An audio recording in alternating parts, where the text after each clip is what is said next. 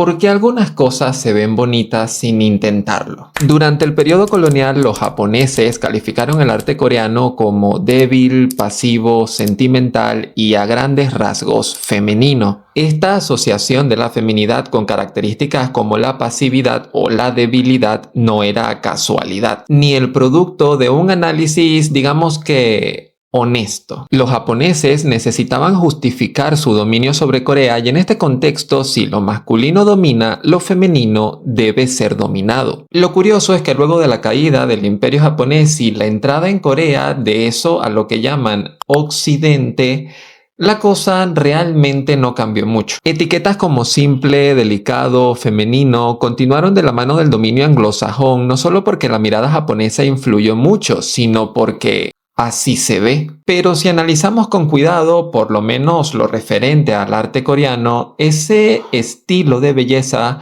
no se buscaba a propósito, ni tampoco era una muestra de su debilidad. La belleza era un efecto colateral de unas condiciones históricas y cosmovisión muy concretas. Veamos el caso de China. China, a grandes rasgos, liga sus artes a un orden cósmico que reafirma su autoridad. No se cortan en exhibir su idea de que son el estado imperial continuo más antiguo que la humanidad ha conocido y al mismo tiempo el imperio del centro, no del centro del mundo, del centro del universo. De allí que su monumentalidad busque legitimar su poder. Arquitectura a gran escala, simetría rígida, magnificencia. China quiere ser vista como grande. Corea históricamente no podía hacer la misma gracia. Corea es ese pequeño estado en el medio de potencias como China, Rusia y Japón. Su posición geográfica la deja en un estado de vulnerabilidad geopolítica constante donde lo grandioso puede ser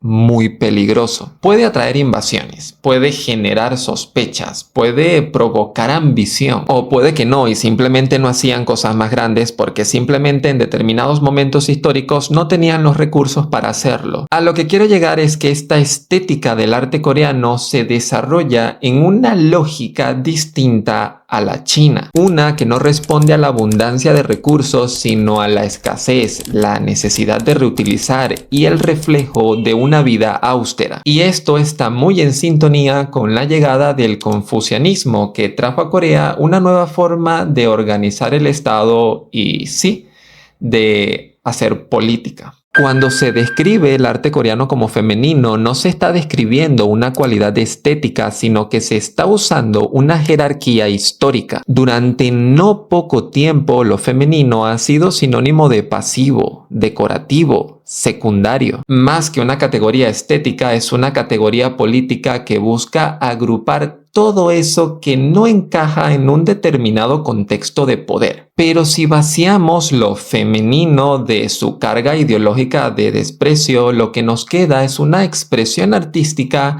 que más que femenina es antiheroica. Mientras el heroísmo busca afirmar el poder, mostrarse monumental, conquistar el espacio y lograr la máxima visibilidad, lo antiheroico no busca dominar los espacios sino habitarlos, no busca imponerse sino convivir. Y quizá este es el resultado de saberse en un contexto donde ese heroísmo frontal de confrontarse es suicida, entendiendo que para sobrevivir no siempre es necesario imponerse. A veces solo queda adaptarse. De allí que tengamos esta estética que no desafía, pero que sí perdura. La belleza en este contexto no era un objetivo, era un síntoma. El resultado de una precariedad histórica y una adaptación constante mezclado con la ética confuciana.